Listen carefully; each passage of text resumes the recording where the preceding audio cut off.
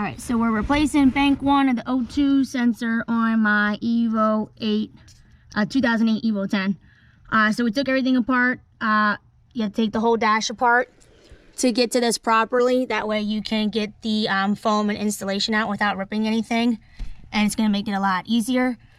Up in here is the bank, the O2 sensor. We just unplug it. It was in the little sensor here in the hole, so we pinch the bottom white tabs here, and then you can pull it out. That way it's easier for you to get the sensor out. And on the sensor on top, we just push down and pull out, and that'll pull it out of the holder there. And then we passed it down through the firewall there down to underneath.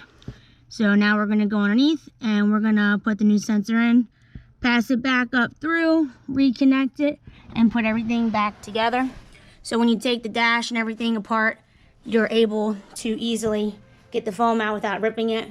And we use the 5-in-1 to scrape the glue off to get it off all the way. So just be careful of the tar there when you're working. And that's that. Okay, so now we are on the underside of the car here. This is the opening where the wire comes down through the floorboard. So you'll pass it down through there. So now we're going to go over and I'm going to show you the old sensor and the new sensor. So you see the old one there on the right is the gray one. The new one is the one on the left. It's going to come with a plastic covering. Make sure you take that off before install. Now if you go up, you're going to see the, I'm going to show you the black clips there that hold the wire in. It pinches to the wire, so if you use a flathead, you can lift it up there, pull the old one out, put the new one in, and then re-pinch the wire. So now we're going to give you a view of where the new sensor is going to insert into the hole. So we're going to put the camera up here and then going to get the device up there. But you're going to put it in clearly, it's right there. So you'll insert the sensor down into there. And then you're all done with that part. Now while I'm underneath the car here, since I'm right next to it, this one here, that's the downstream sensor. So that's the second one there. That's the one that goes up and connects underneath of the passenger seat.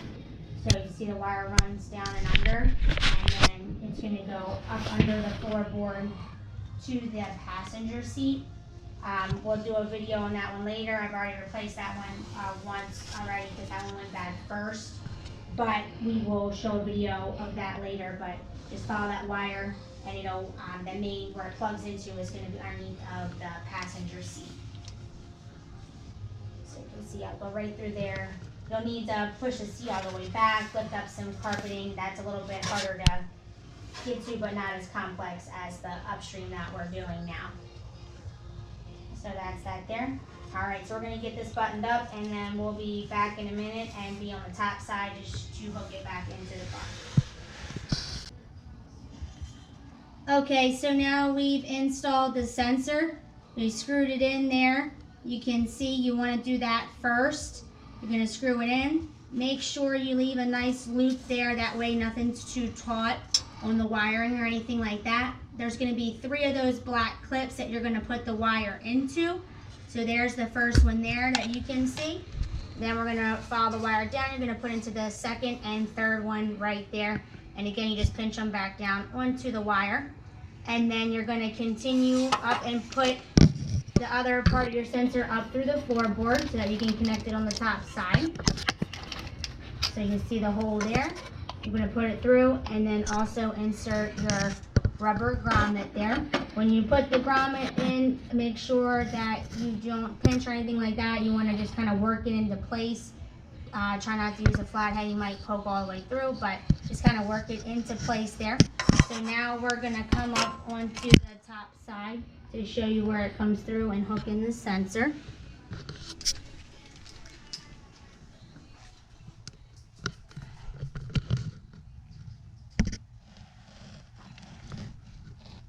Okay, so this is the hole here that it comes up through.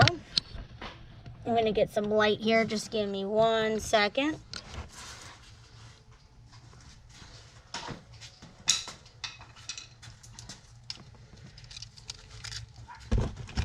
Okay, so you can see the rubber grommet right here. So just kind of work it into place. When you're pulling through your slack, you just want to make it taut underneath. You don't want to pull too tight by any means. You don't want to be like strain it, you know, give it taut but not too loose or too tight. Okay, so that's that there. Then next we're going to hook the sensor into place. So we're going to get some good light there for you guys.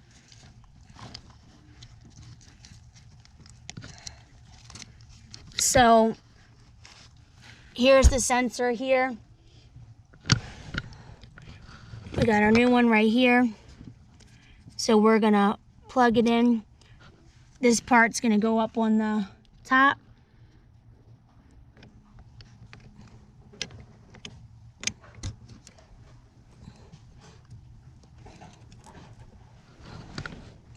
Just gonna push that in there.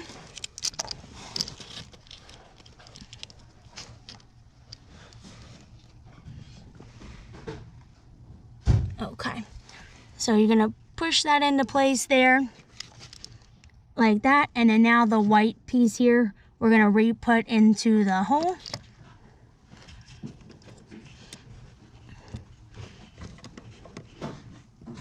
And that holds it into place there, like that. So you can see. So there you go there. So the sensor is put in and then the white inserted back into the gray holder there. So that's that there. So now we'll go ahead and replace all of the carpeting here.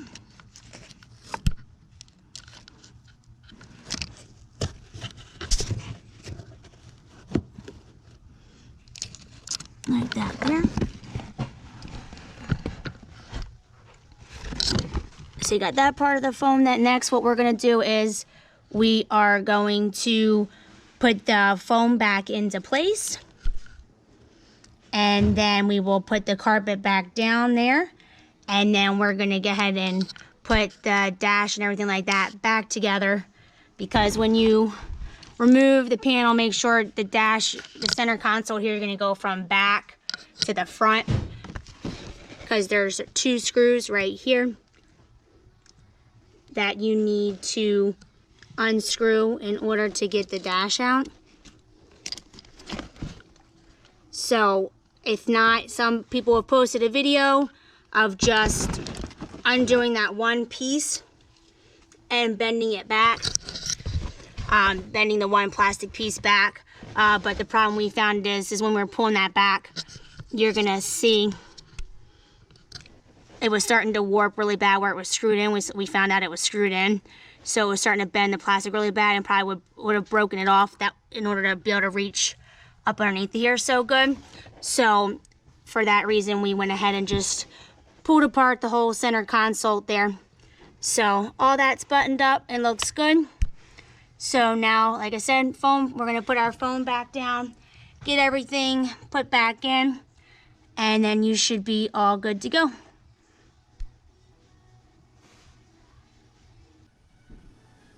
Okay guys, so I went ahead and put the foam back down underneath. Just lay it back down there, and then just put the carpet back down here, back down on top. So that's all good to go. Next, what we gotta do is we gotta put the center console back together here. So I got that all sitting out here.